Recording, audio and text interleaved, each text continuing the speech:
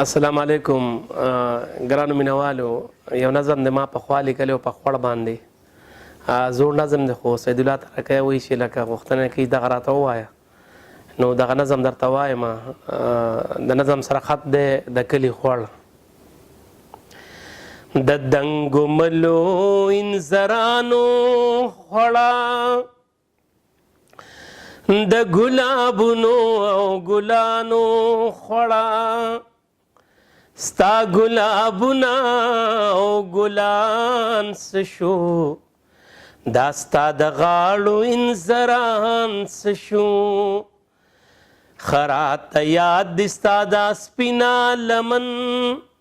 چې و د سپینو سپینو شګو ډکه سپینو اوبو کې دي دا سپینې شګې لکه شیشه د ملغلرو ډکه ښه راته یاد دي څه ماشوم نه ومه ته به ماشوم شوې لوبې دې راسره که به خفه شم په ژړا به شمه دغسې ته هم جړې دې راسره همزولي ټول به ستا په غاړه ناستو څنګ به دې شور کړو خندې دې راسره که به زه سیله مازدیګر وتم ته به په هره لاره تلې راسره مونږ به پاس که په اسکول کې شولو مونږ سره تا هم خوشحالی کړي دي تا به جولی مې کړې د ګلو ډکې مونږ اسکول کې په سیالی کړي دي زما د پیغلو پرده داره خوړه د مشرانو شان هوښیاره خوړه لکه چې څنګه مشران لاړه دغسې ستا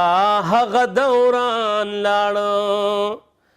که چکورونه دې پاخه کړه زمونږ خو ځان د خاورو سره خاورې کړلو زمونږ د دوه چته بنګلې په ارمان